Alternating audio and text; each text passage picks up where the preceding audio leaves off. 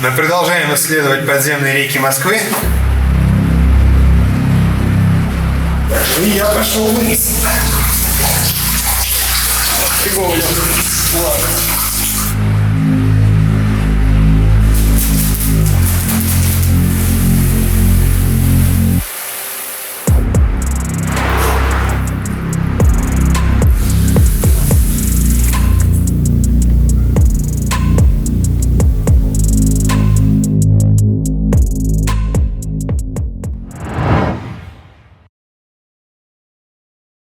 Всем привет, дорогие друзья! С вами канал обо всем подземном и заброшенном Underworld и его ведущий Steppenwolf. Все, что вы сегодня увидите в этом ролике, было отснято более 5 лет назад. Тогда мы спускались в эти подземные объекты фактически на разведку и планировали снова туда вернуться с тем, чтобы уже нормально отснять материал для видео. Но вернуться не получилось. Дело в том, что сами эти места достаточно интересные, а спуски под землю тогда получились достаточно трэшовыми. Поэтому я решил объединить весь отснятый тогда черновой материал в одном ролике, который и предлагаю сейчас вашему вниманию. А начну рассказ я с объекта, который немного отличается от основной темы видео – подземных рек, но достаточно интересен. Это Дюкер теплотрассы, расположенный на юго-востоке Москвы. Новый магистральный теплак. И сейчас мы подходим к Дюкеру под железной дорогой. То есть вот эти две трубы, здесь труба теплоснабжения и труба обратки идут каждая в своем коллекторе. И эти две трубы в итоге ныряют под железную дорогу в Дюкер. Ходить сюда, конечно, лучше зимой, потому что сейчас тут просто нереально жарко. И немного терминов для тех, кто с ними раньше не сталкивался. Дюкером обычно называют напорный участок трубопровода, например, водопровода, канализации или, как в нашем случае, теплосети, проходящий снизу под каким-либо препятствием, рекой, дорогой или просто пересекающий глубокий овраг. Второе понятие – это зумф – специальная емкость в подземных сооружениях для сбора грунтовых вод, находящиеся ниже дренажных канав или в нижней части шахтного ствола.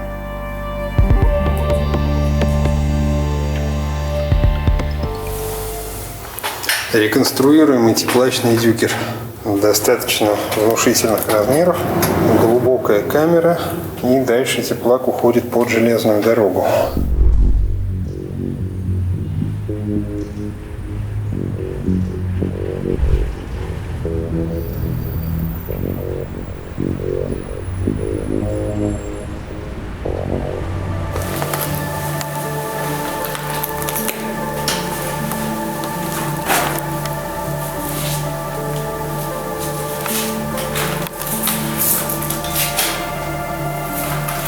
Вот мы уже внизу. Здесь есть рабочее освещение. Так смотрится камера снизу. Единственная беда, что здесь реально жарко. Здесь труба, идущая от ТЭС к потребителям, и труба с так называемой обраткой расположены в двух раздельных коллекторах. Такой тип Дюкера еще имеет довольно забавное название «двухочковый», в отличие от многоочкового, где прокладывают сразу несколько труб. Вот тут зумф находится для откачки грунтовых вод. И вообще, надо сказать, очень ухоженный теплачок. Шумит электричество, рабочее освещение, которое наверняка включается. Все в рабочем состоянии. Рассказ о наших приключениях в подземных реках я начну с нескольких кадров, отснятых в ручье Поклонной горы, который, как следует из его названия, протекает в районе Парка Победы. Он был интересен парой исторических участков, пока в результате реновации белокаменный коллектор не был облицован металлом. К счастью, реновация не затронула кирпичный участок коллектора, который был построен в начале 20 века и еще до революции.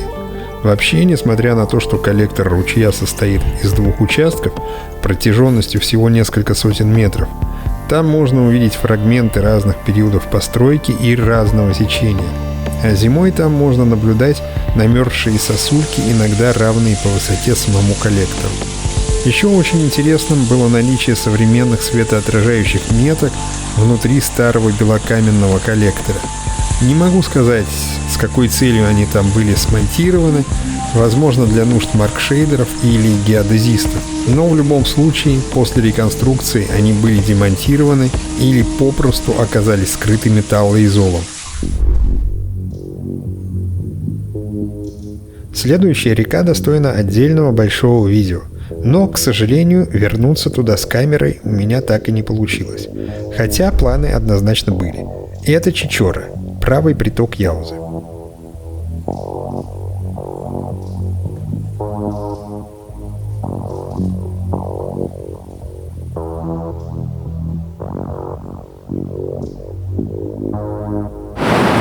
Впереди можно видеть водовыпуск из Чечоры в Яузу. Устье Чечоры, которое было искусственно перенесено ниже сыромятнического гидроузла. В тот раз наша задача была довольно скромной – добраться до кирпичного исторического коллектора диаметром 3,5 метра, который находится относительно недалеко от места нашего залаза выше по течению. Поэтому отснял я тогда, к сожалению, немного. В Чечоре мне довелось побывать до этого еще пару раз, но на видео я ничего не снимал. А я буду обратно возвращаться вверх по течению, пройдя устье Черногрязки, отправлюсь вверх по течению Чечоры.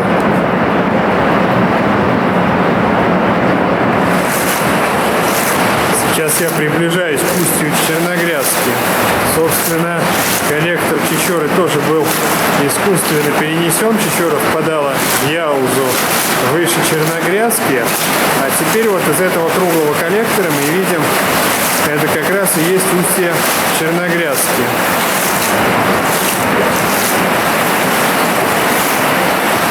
Мы отправляемся вверх по течению по коллектору Чечоры. А теперь немного расскажу о самой реке.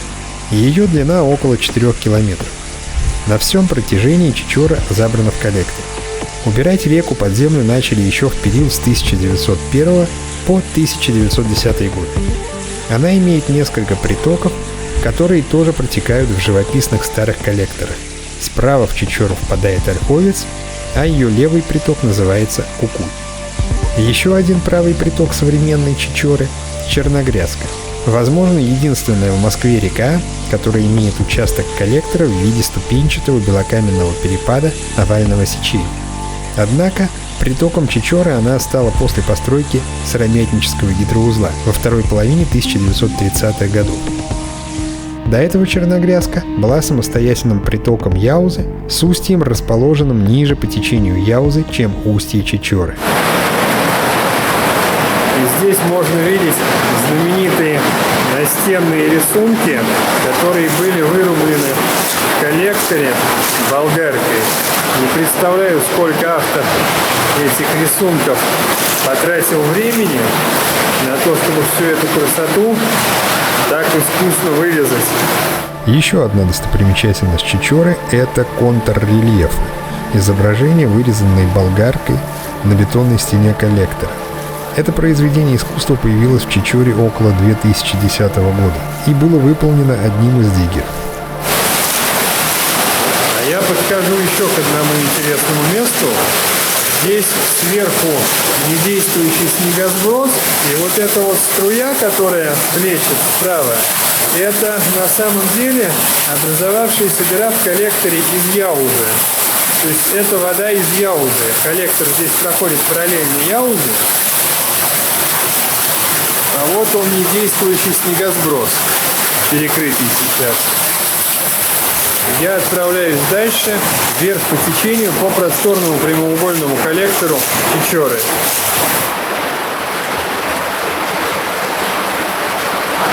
Мы дошли до исторической части Чечоры.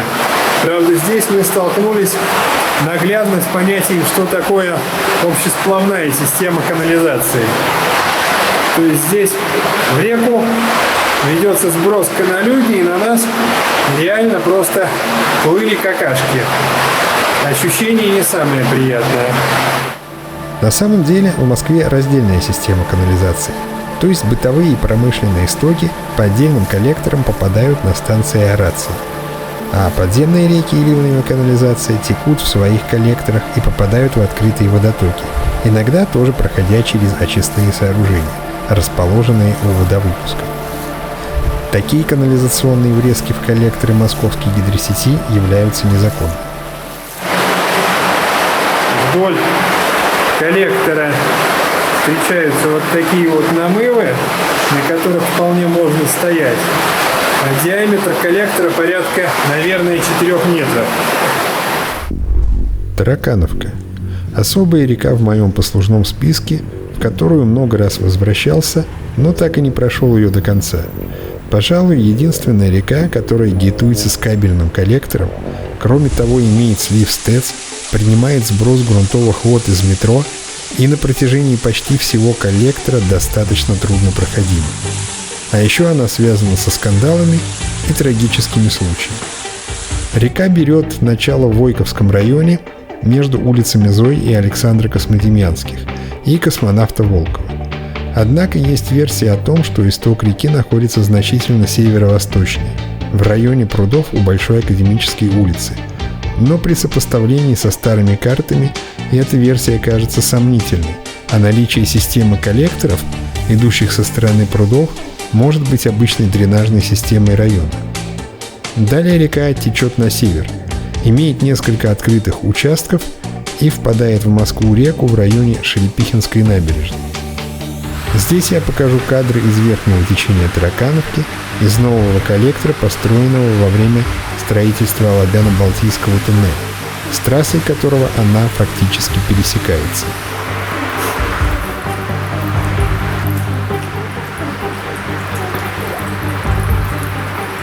Основной проблемой на этом участке оказался высокий уровень воды и наличие под ногами плотной корки, образованной бентонитом, отходы которого сливали в коллектор во время строительства Алабяно-Балтийской развязки. Причем эта корка могла в любой момент резко обломиться, а под ней было еще до полуметра глубины. И возникал вполне реальный риск таким образом искупаться в водах Тараканов. Проблема со сбросами строительных отходов даже достаточно масштабно освещалась прессой в начале 2012 года, после чего реку чистили сотрудники Мосводостока. Но на момент этих съемок, сделанных в конце 2015 года, почти весь коллектор был загрязнен.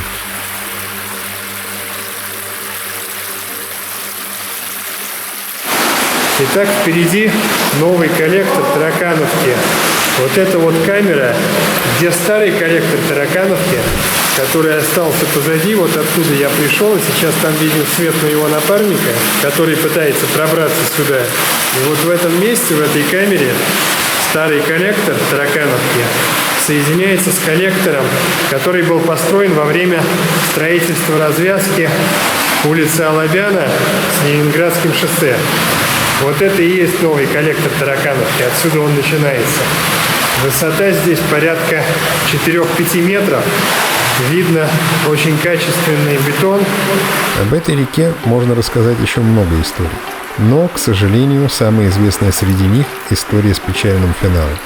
В августе 2000 года трое диггеров исследовали коллектор Таракановки, когда начался дождь, и они попали в коллекторную волну. Двоим удалось покинуть коллектор и спастись, но третий диггер погиб. До трагических событий с группой туристов в Неглинке, произошедших в 2023 году, это был, пожалуй, единственный случай гибели диггеров из-за дождя в московских подземных реках. Вообще в Таракановке во время дождя творится настоящий ад. У меня было видео, где мы снимали коллекторную волну как раз у портала верхнего течения Таракановки. Где я сейчас пробираюсь, уровень воды уже практически по грудь.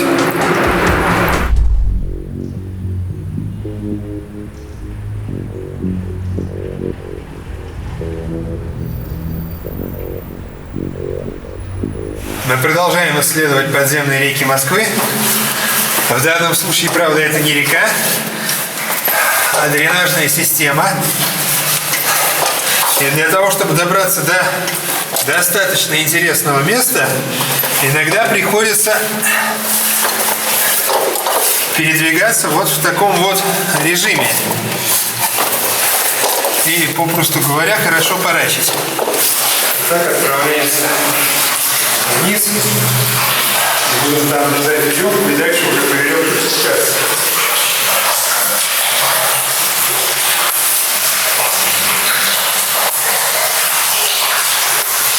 Главное, веревку не потерять по дороге.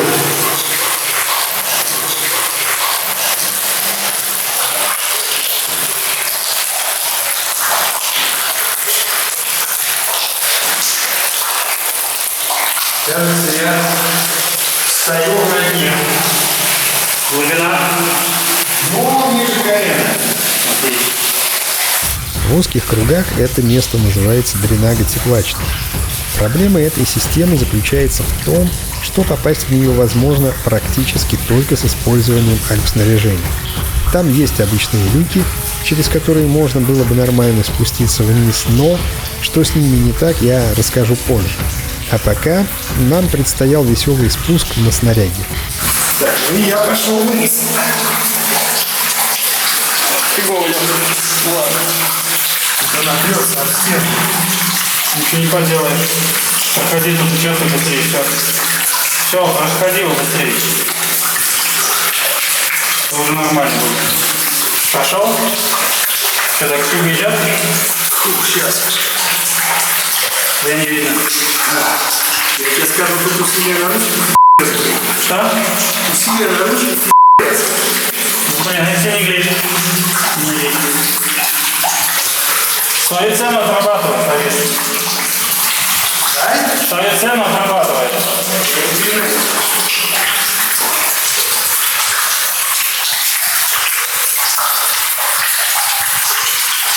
Знаешь, что такое усилие? Зашмелевка такая говновая. Ну что там? Пускай.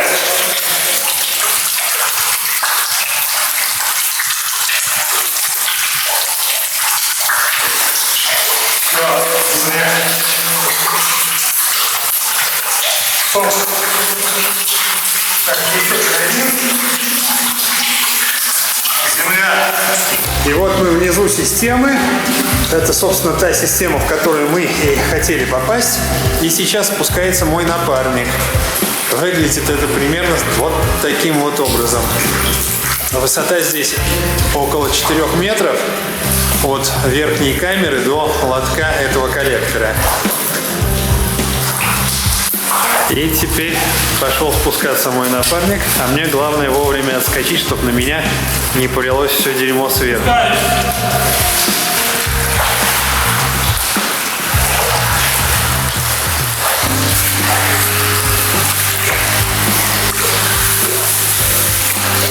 Водобойной камеры здесь нету.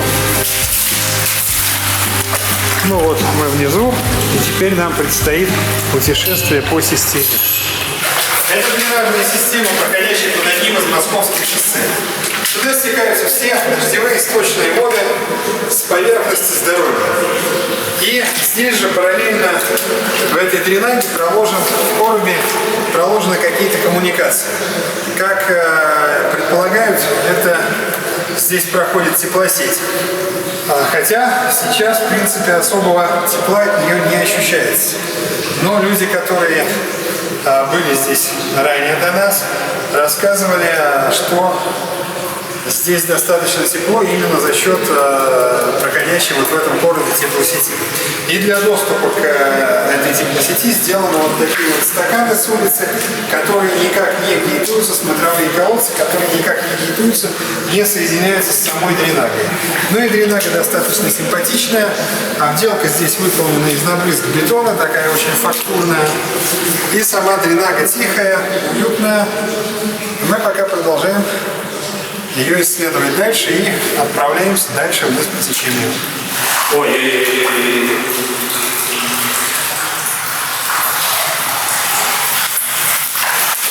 Эксперименты с остальной ватой.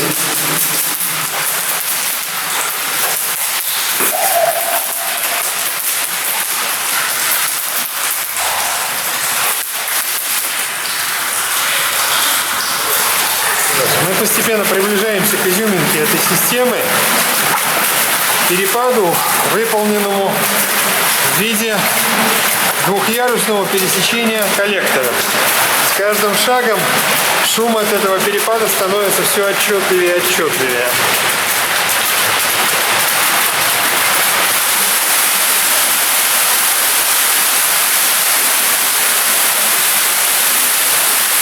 Короб, в котором идет труба теплосети, он уходит дальше, а система, соответственно, поворачивает налево и уходит дальше по течению вниз.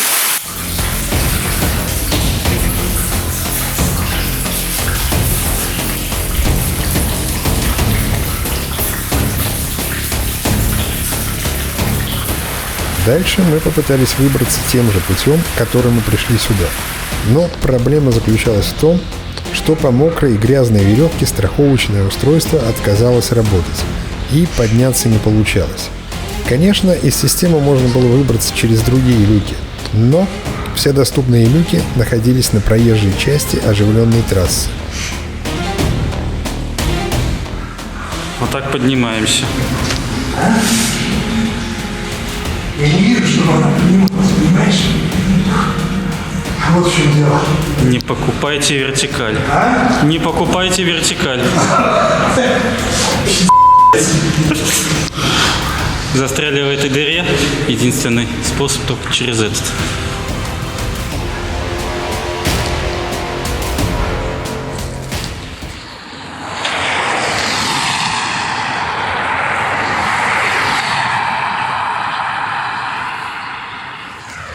В итоге нам пришлось отправиться по системе в поиске вылазных люков и выбрасываться на проезжей части.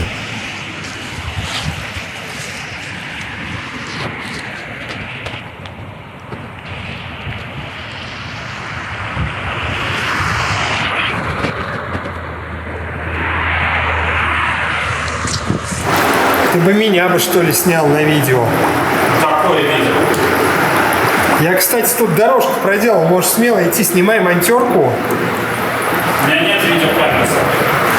Нет, тебя не видно. Ну, иди вперед, короче. Мне сесть надо. Нет, ты ногами давай. Ну, хотя тут да, у тебя сзади. Тогда садись. Улетела. Да.